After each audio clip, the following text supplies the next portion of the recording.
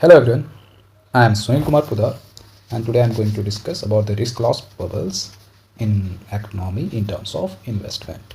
So here's our subheading, conjecture rather than a knowledge. So what is conjecture? Actually ये होता है जिसे हम बोलते हैं इनकम्प्लीट इंफॉर्मेशन किसके बजाय नॉलेज के बजाय। जब हम ऐसा करते हैं तो हमें क्या होता है, एक हैवी लॉस होता है क्योंकि हम उस चीज़ को बिना समझे करते हैं, मतलब बिना ज्ञान के उसे करते हैं और बिना ज्ञान के किया हुआ कोई चीज़ हमें लॉस पहुंचाता है। तो अगर आप हमारे इस चैनल पे नए हो तो मैं आपसे रिक्वेस्ट करूँगा कि आप इसे लाइक करें, शेयर करें और सब्सक्राइब कर लें। तो चलो अब इसे शुरू करते हैं। तो यहाँ पे एक आप पिक्चर देख रहे हो जहाँ पे एक झंडा है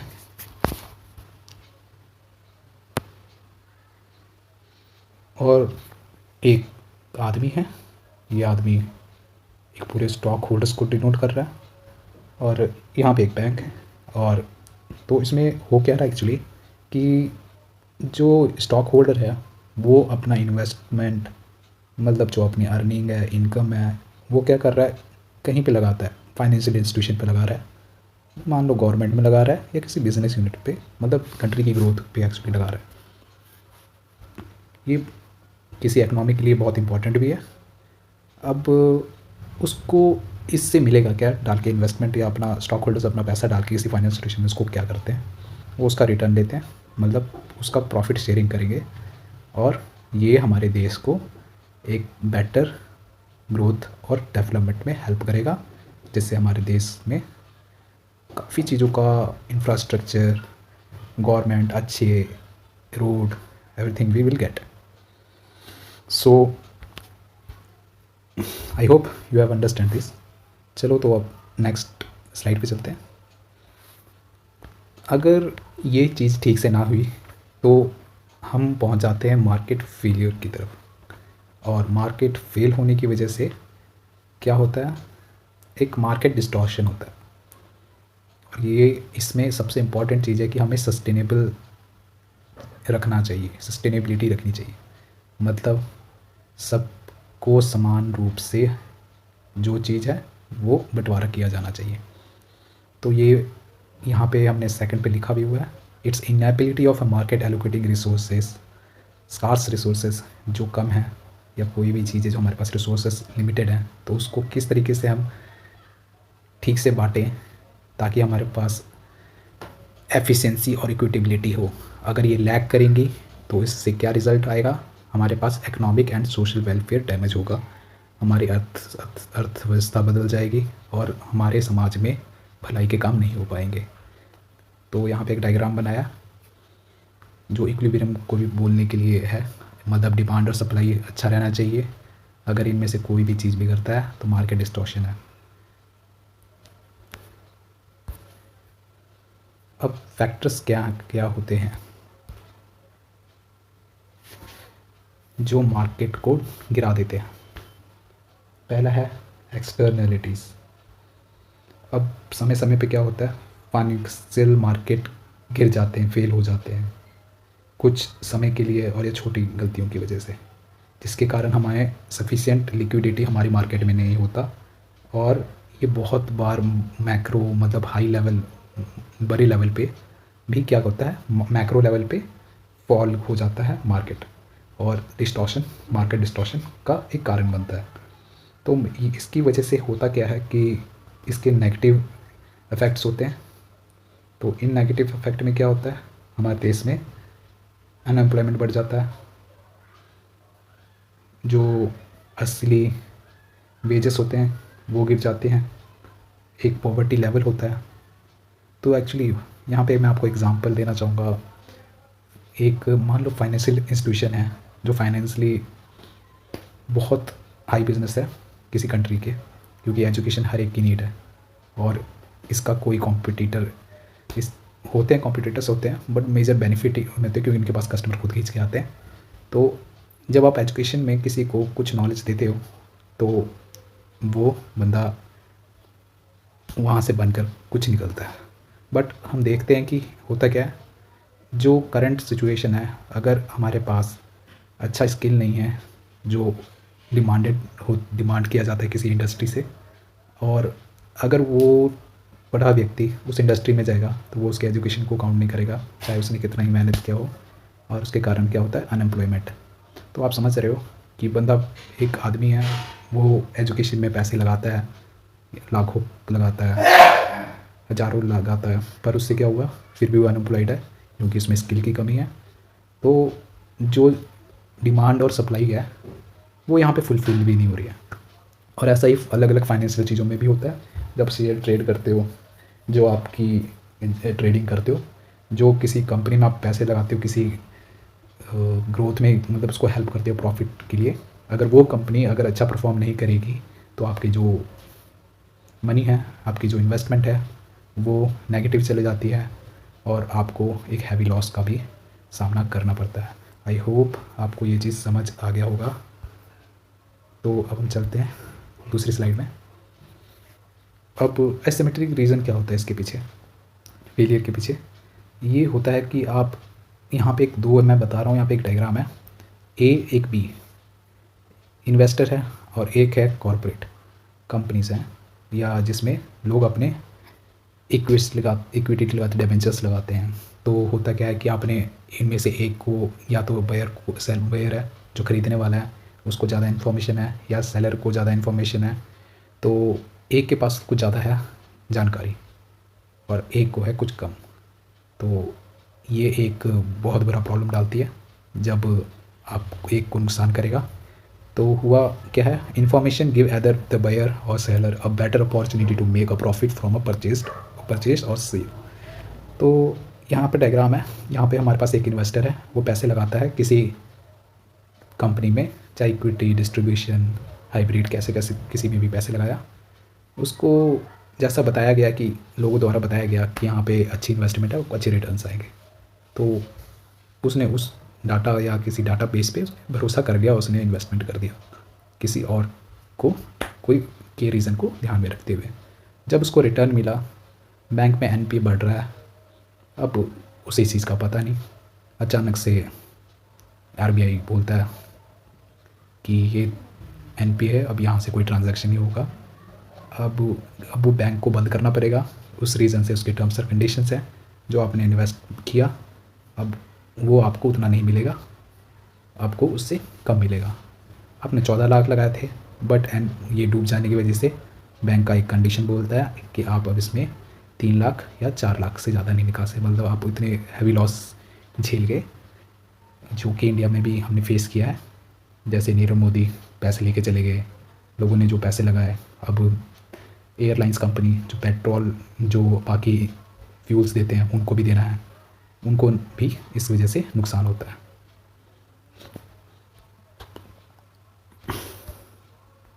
ओके, तो मुझे लगता है आपको ये चीज़ समझ आ गई होगी। सो हम मूव करते हैं नेक्स्ट कारणों पे। अब मार्केट रिगिंग इन मार्केट कोलैप्स हो जाता है। जैसे एक आपने आर्टिफिशियली एक लोगों ने प्राइस बना दी, इन्फ्लेट कर दिया प्राइस को। अब उसमें क्या होगा, किसी चीज़ का प्राइस बढ़ गया, किसी कमोडिटी आपने या शेयर्स का प्राइस बढ़ गया, तो उस पर लोग बिड लगाना स्टार्ट कर देते हैं। वेरियस इंस्टीट्यूशन होती हैं, वेरियस एजेंसीज होती हैं जो ऐसा काम करती हैं, और इसके स्टॉक ब्रोकर्स भी इन चीज़ों में होते हैं। और वो क्या होता है कि उससे डिमांड बहुत हाई आने लग जाती है, तो इन्वेस्टर क्या होते हैं, उसे ख़रीदने में लग जाते हैं। यहाँ पे भी वो गलती यही करते हैं कि वो एक्चुअल चीज़ पे ध्यान नहीं देते, खुद का नॉलेज यूज़ नहीं करते, और वो बाकियों के पीछे भागते हैं बिना उस चीज़ को अच्छी तरीके से एनालाइज किए हुए, या किसी चीज़ को बिना इंटरप्रेट किए हुए।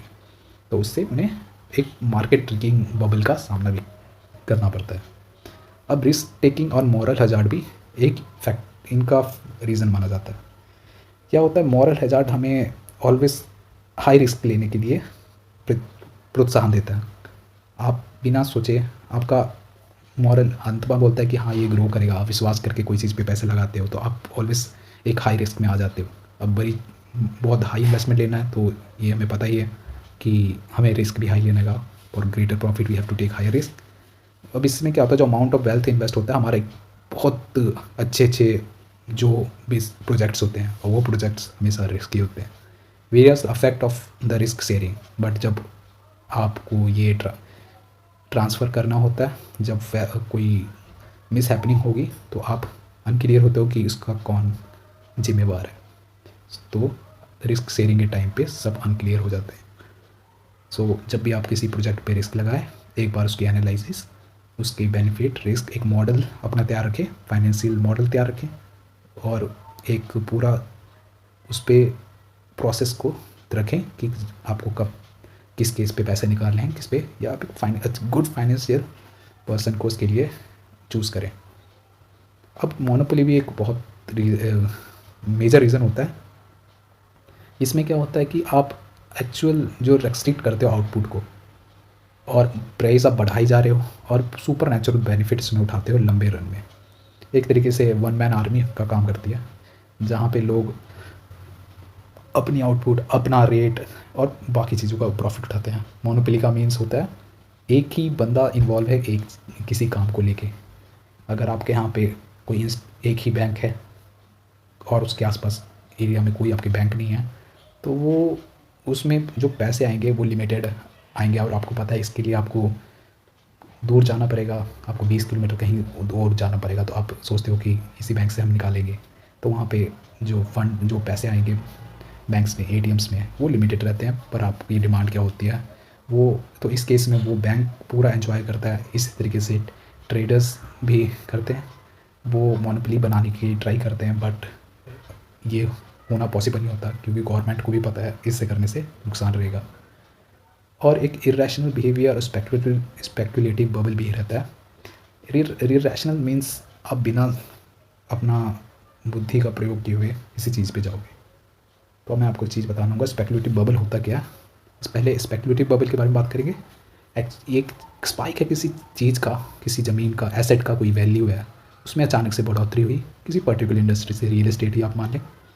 अब क्या हुआ, उसकी डिमांड बढ़ गई, तो लोग, ट्रेडर्स भी ने भी उस पर पैसे लगाना स्टार्ट कर देंगे। अब उसमें बहुत इन्वेस्टर्स आ जाएंगे, और मार्केट में उसके लिए आपके लोन के रेट्स कम हो जाते हैं, तो और भी इसमें बढ़ जाता है। अब क्या होता है, उसमें एक्सपेक्टेशन बढ़ जाती है, मतलब खरीदने वाले ज़्यादा हैं, सेलर कम है। इस तरीका केस स्पेकुलेटिव बबल क्रिएट करता है। Irrational behaviour actually regret theory है। जब मान लो वो बायर ज़्यादा है, सेलर कम है, आपने खरीद लिया, एक स्टेज आएगा जब वो अचानक से ड्रॉप कर जाएगा, उसकी स्टॉक्स, उसकी डिमांड कम हो जाएगी। डिमांड कम हो, अगर जितना भी बायर ज़्यादा है, अब उनके बेचने, जितना उन्होंने वैल्यू रखा है उसकी वैल्यू उनको नहीं मिलेगी, तो इन्वेस्टर को एक स्टॉक को सेल करते वक्त एक हैवी लॉस का फेस करना पड़ता है। जैसा कि हम जानते हैं 2008 का जो हमारा यूएसए में हुआ था रिसेशन, तो उस टाइम रियल एस्टेट में काफ़ी लॉस हुआ था। जितना भी अब ज़मीन थी वो बिक नहीं रही, ये जो उनके बिल्ड इंफ्रास्ट्रक्चर है वो बिक नहीं रहे, लोग उसको वैल्यू कम करके दे रहे हैं, तो हैवी लॉस उसमें उन्हें करना पड़ा था। तो जैसा कि अभी हमने पढ़ा, rigging, collapsing rigging market, risk taking, monopoly, irrational behaviour, speculative bubble. I hope आपको ये चीज़ समझ आ गई होगी। तो अब हम चलते हैं नेक्स्ट स्लाइड पे। तो स्पेकुलेटिव बबल मैंने आपको बताया, एक अचानक से स्पाइक आता है किसी एसेट की वैल्यू पर, एक पर्टिकुलर इंडस्ट्री पे, कमोडिटी पे।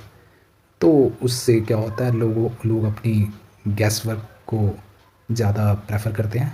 इससे क्या होता है, वो fundamental of debt asset class भूल जाते हैं, और इसके कारण usually caused by inflated expectation, और ये बढ़ाए चढ़ाए ग्रोथ के बारे में दिखाया गया, प्राइस एप्रिसिएशन आपको शो किया हुआ। अब इससे क्या होता है, उसकी वैल्यू में बढ़ावा हो जाता है, उस एसेट की वैल्यू बढ़ जाती है, और इसके कारण ये ट्रेडिंग वॉल्यूम हाई चले जाता है।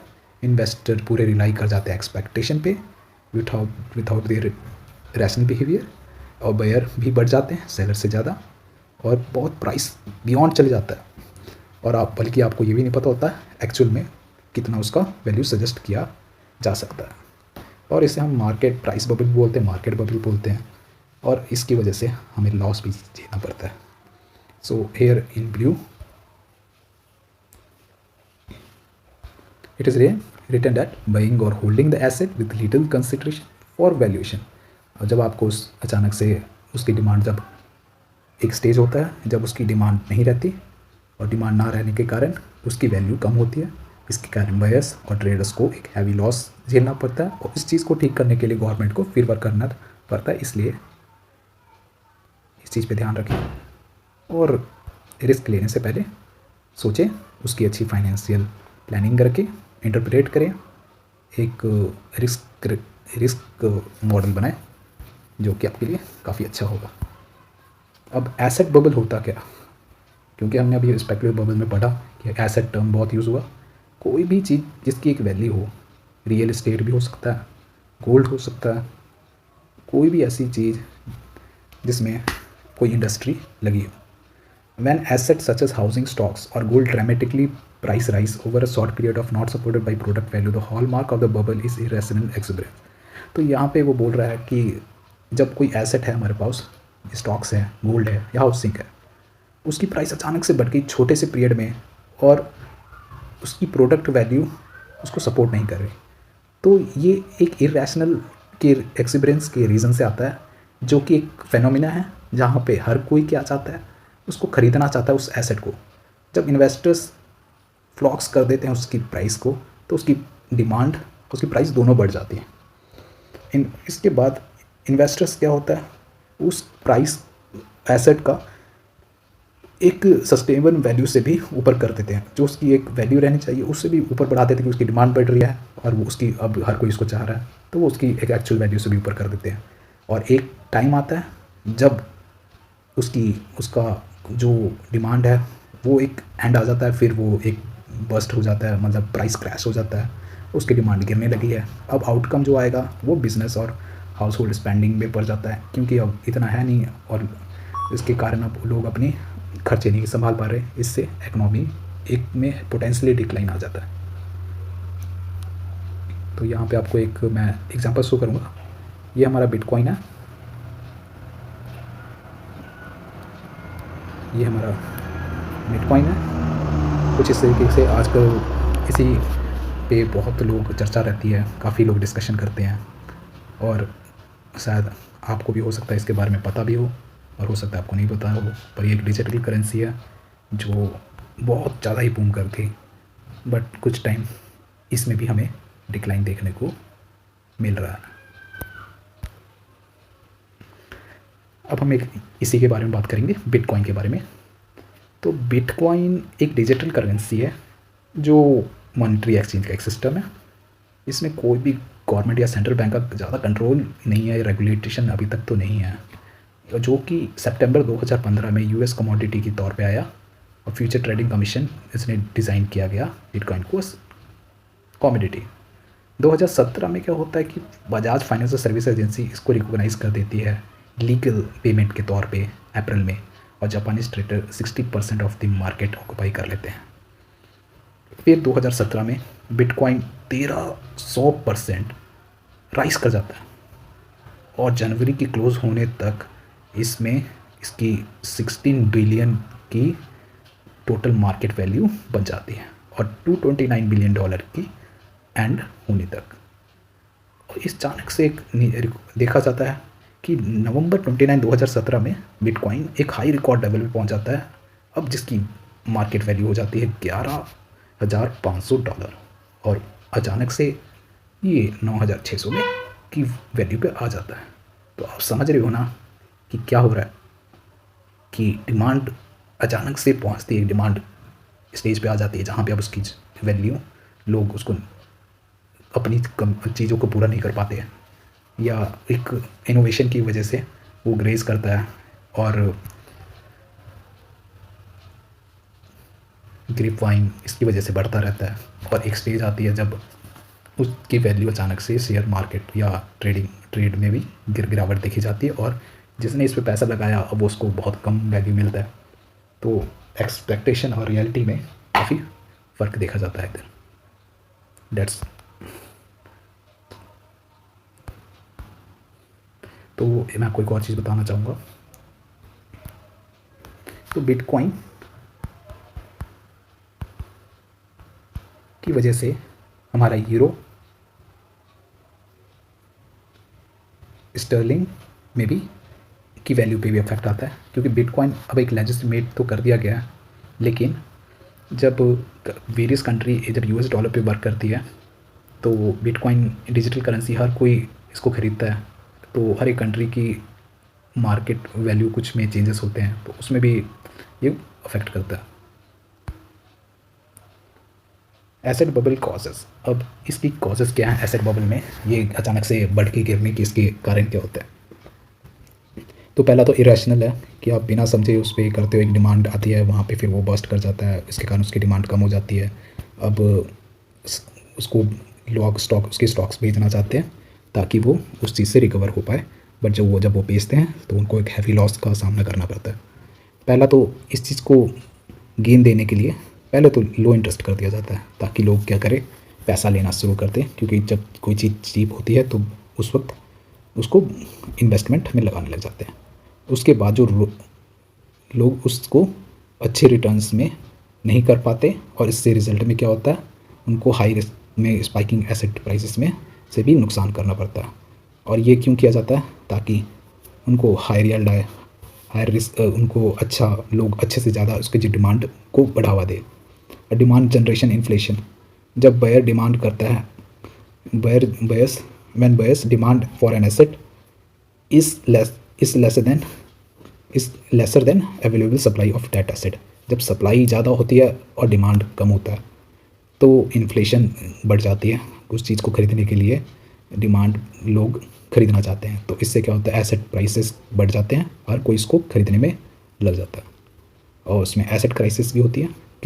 इसका मतलब है जब इन्वेस्टर सोचता है कि उसके पास इतना एनफ नहीं है कि वो उस एसेट के आगे आसपास जाए, मतलब इस चीज़ की कमी है, और लोग उस चीज़ को कमी को पूरा करने में लग जाते हैं, तो क्रिएट इम्बैलेंस, इसकी वजह से इम्बैलेंस हो जाता है शॉर्ट और सप्लाई, डिमांड और सप्लाई में। तो एक्चुअली हम देख रहे हैं सब डिमांड सप्लाई की कंसेप्ट है। लो इंटरेस्ट में होता क्या है कि किसी चीज़ को खरीदने के लिए, उसकी डिमांड बढ़ाने के लिए किसी चीज़ के इंटरेस्ट रेट को सस्ता कर देते हैं ताकि मार्केट में इन्वेस्टमेंट बढ़ जाए, और डिमांड में करने के लिए एक डिमांड को, एसेट की चीज़ों को बढ़ा देते, एसेट सप्लाई ज़्यादा बढ़ा देते हैं, डिमांड वहाँ पे कम पड़ जाती है, इससे कारण उस चीज़ की प्राइस बढ़ जाती है।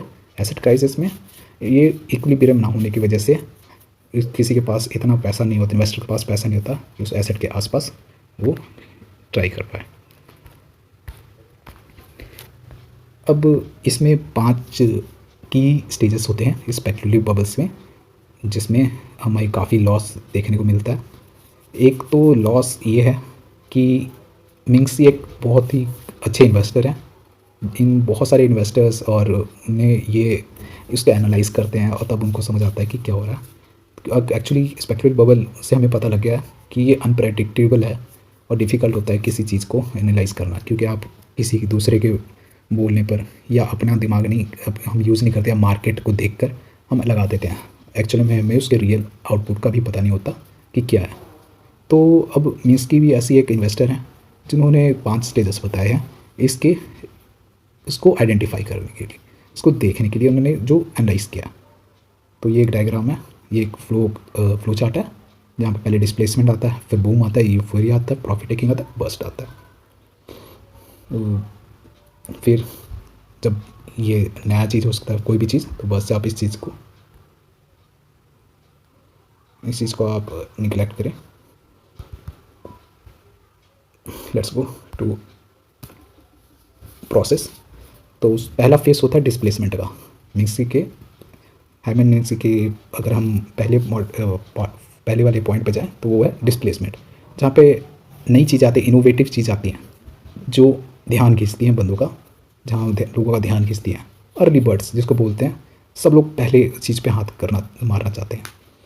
तो 1990s में हमारे पास इनोवेटिव टेक्नोलॉजीज आई, तो उस पर पैसे 2006 के बीच में घरों के रेट बढ़ने लगे, इसके वजह से बहुत डिमांड हाई रही। गोल्ड आया 2011 में, तो ये भी एक हाई डिमांडेड कमोडिटी में आ गया। इसके बाद बहुत सेंट्रल बैंक है, उसके बाद सेंट्रल बैंक है new capability to conduct identify quantitative easing and asset purchase. तो कोई भी नई चीज़ जब आती है तो वो एक अचानक से ध्यान खींचती है उस चीज़ के और फिर दूसरा फेस आता है बूम का। इसमें क्या होता है कि आप उस चीज़ को देख के अब लोग उसके प्राइस धीरे धीरे से बढ़ते हैं और then get momentum and participant enter. उसके बाद कुछ लोग क्या करते हैं, उस मार्केट में एंटर करते हैं और धीरे धीरे उसको मिस ना कर दे इसके फिराक में रहते हैं, उसको स्टार्ट करना शुरू कर देते हैं।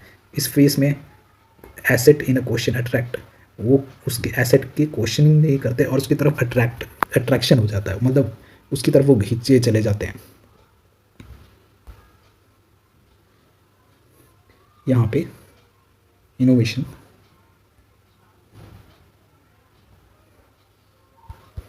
यहाँ पे बूम में अट्रैक्शन का केस होता है। इसके बाद यूफोरिया का एक केस, यूफोरिया का फेस आता है जहाँ पे एसेट की प्राइसेस आसमान चढ़ने लग जाती है और यहाँ पे हमारा शुरू होता है ग्रेटर फूल थ्योरी। आप बिना समझे उसकी अट्रैक्शन में आप उसकी प्राइस को देखने लग जाते हो, जैसा कि 2020s में टैक्स स्टॉक्स पे लगा, 2002 और 2006 के बीच में रियल स्टॉक्स, और 2008 में ऑयल और ऑल्टरनेटिव एनर्जी की प्राइसेस में लगा था। अब क्या होता है कि आप अचानक से उसकी प्राइसेस देख के चढ़ते हुए आप बहुत सारे डिमांड उसकी बढ़ जाती है, इन्वेस्टर्स आने लग जाते हैं। अब आप उसको इसमें क्या होता है, फिर इसमें डिमांड अचानक बढ़ जाती है और उसके स्टॉक्स भी इस तरीके से बढ़ते चले जाते हैं। और इस के बाद हमारा जो फेस आता है, चौथा फेस होता है प्रॉफिट टेकिंग का। मतलब पहले आपकी चीज़ स्टार्ट हुआ, उसके बाद उसको उसका बढ़ता है, डिमांड बढ़ता है। जब डिमांड बढ़ता है एक स्पाइक आ जाता है। जब ये जो स्पाइक आता है इस टाइम प्रॉफिट टेकिंग आता है। तो अच्छे मनी जो आपने वेल अर्न्ड मनी आप यहाँ पे पहुँच जाते हो। तो इसके कारण से स्पाइक भी इसलिए भी बढ़ा दिए जाते हैं ताकि आप इसमें लोग इन्वेस्टमेंट करते रहें। आप इस कई वार्निंग साइन इस पर नहीं देख पाते हो और लोग इस चीज़ में क्या करते हैं, उसमें अपनी जल्दी से इसको बेचना शुरू कर देते हैं। अब जब वो बेचना शुरू कर देते हैं तो आप समझ रहे हो ये ग्राफ अचानक से नीचे जाएगा और लोग इसमें कम पार्टिसिपेट करेंगे। अब उसे बेचना शुरू कर देते हैं तो आप समझ रहे हो कि अब सप्लाई डिमांड कम हो जा रही है तो उसकी सप्लाई भी कम होती रहेगी। अब इसकी वजह से प्रॉफिट टेकिंग में क्या किया जाता है, ये जो वेल टर्न और मनी बिगिन, लोग वार्निंग साइंस नहीं हम कर पाते हैं अगर इसका ध्यान टाइम पे ना रखा जाए। बस्ट, जब ये अचानक से इन्वेस्टर्स पैनिक हो जाते हैं, जब वो देखते हैं कि इसकी जो वैल्यू अचानक से गिर रही है तो वो अपने इस चीज़ को अचानक लॉस में पड़ जाते हैं। इससे इकोनॉमिक लॉस हो जाता है क्योंकि अब इन जो इन्वेस्टर्स हैं वो डरे हुए हैं और जो प्राइस है वो उल्टा हुआ रहा है। जितना उन्होंने एक्सपेक्ट किया उसको वैल्यू नहीं मिल रही क्योंकि मार्केट डाउन जा रहा है और वो अचानक से डिसेंट फास्टर करती है बढ़ने के बजाय। तो इस तरीके का आपको ग्राफ देखने को मिलता है।